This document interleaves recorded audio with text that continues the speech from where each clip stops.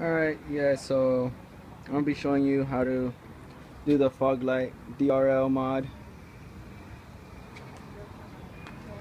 Alright, I'll be posting up what it is, everything you need. Best thing to run the wiring is gonna be behind the crash bar. That way when you put the bumper on, you can't see any wires going through the back or anything. Alright. Since mine's already done, it's gonna be a little more difficult to explain or to show you, but try my best. So you will be needing to get a accessory relay. You know, you get these at any auto parts store, and here's how it's gonna be. Alright, just like this. It's my little diagram which I've figured out, but it works. So what you will be doing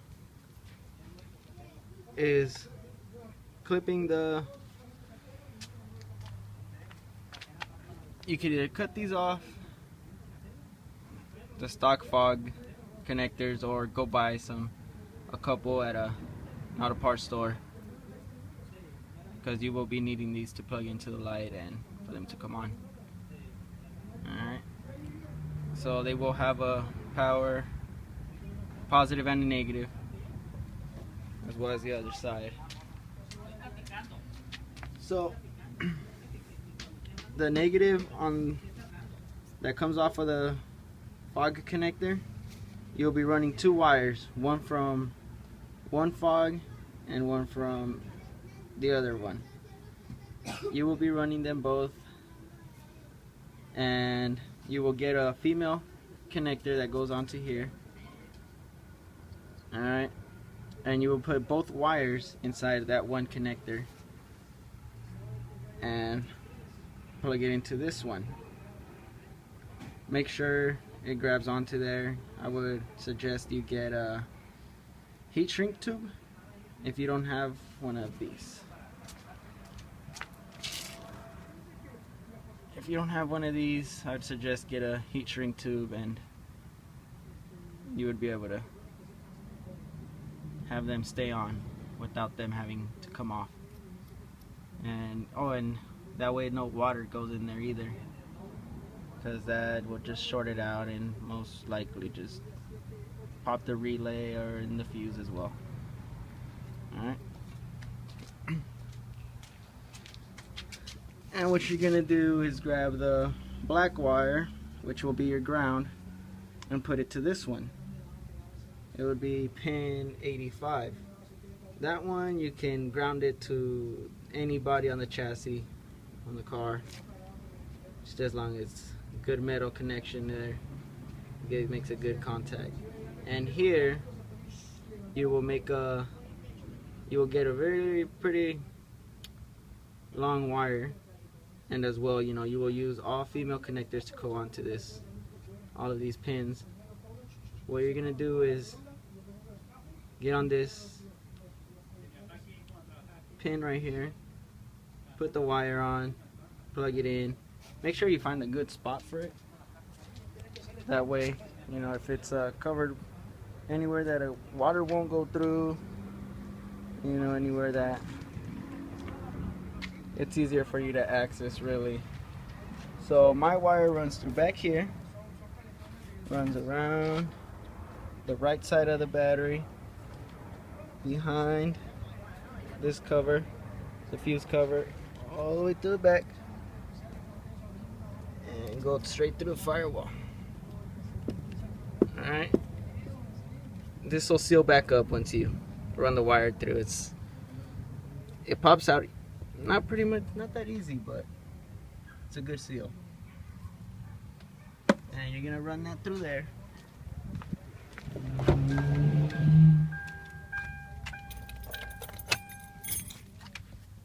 Pop this fuse right here, or fuse cover.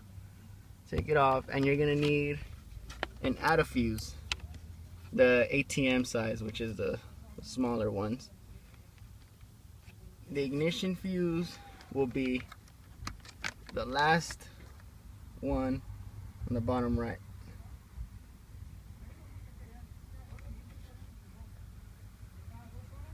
And that'll be the fuse right there. You're gonna add this, add a fuse. I'd put 220 amp fuses on there just for safety. Okay, it's not the cleanest job I've done, but it works. So you'll plug it in there. It's gonna be coming through down here. Alright, and mine's running alongside this wiring that already comes from there. So that'll be perfectly fine. I mean, I haven't wrapped it to go there yet, but I will one day. I get to it. Alright, so that's how you run that wiring. My ground, I actually did it to the where the battery post is at, but on the bottom, I don't think you could really see it, but it's right here. This is where I put the negative on, or the ground, from the relay. The negative that comes off of this fog, you can just do it to any part of the chassis. As you can see, the red wiring is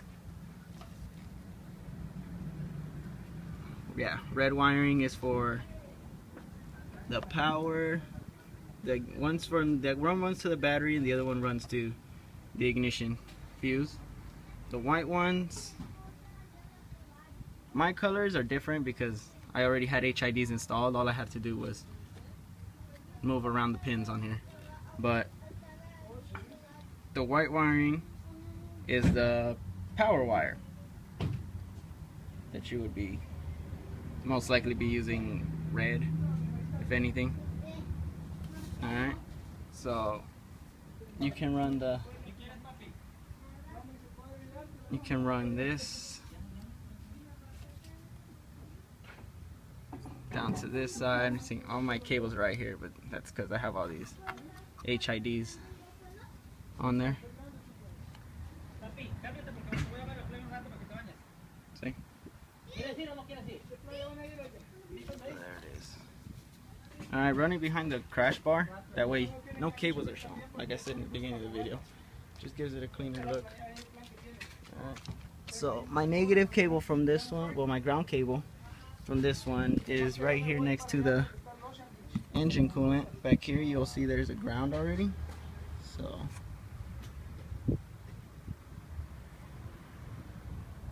that'll work. That one right there. You can ground that to there, and over here you can ground it to that one. That's where I have all my grounded stuff.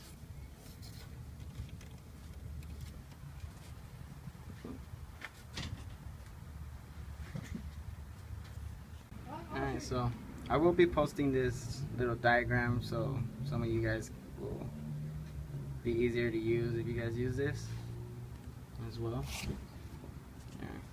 Oh, and the inline fuse. My inline fuses go right here where the fuse box is at. They're right here in this power post. And have the inline fuse put on there. And then that's where you're gonna run it to. Inline fuse runs to pin 30. That one. So you'll put the inline fuse on that one. Alright. It's gonna be pretty much easy for you guys. Don't get me wrong, first it'll be a little iffy about your wiring, but you'll be able to do it.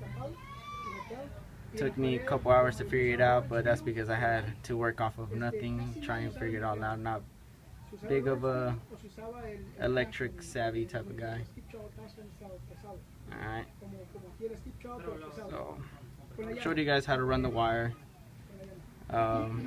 show you guys which pins to use. So you guys have any more questions, you know, just PM me on Facebook or Instagram, anywhere really, doesn't matter, I'll respond. I'll post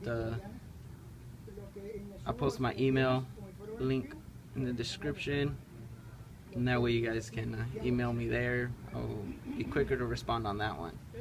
So you guys just let me know, and I'll be glad to help you guys out a little more. It's my first time making this type of video, so I mean, it's pretty easy, it's pretty straight on. So anything, just let me know. I'll answer your questions. Thanks.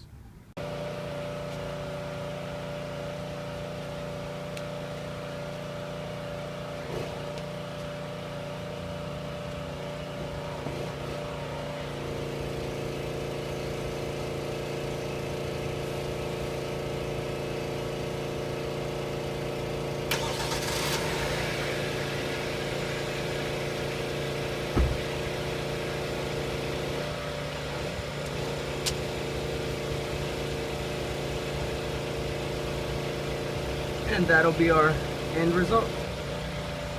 Fog lights come on, and the ignition turns on. No headlights. There it is.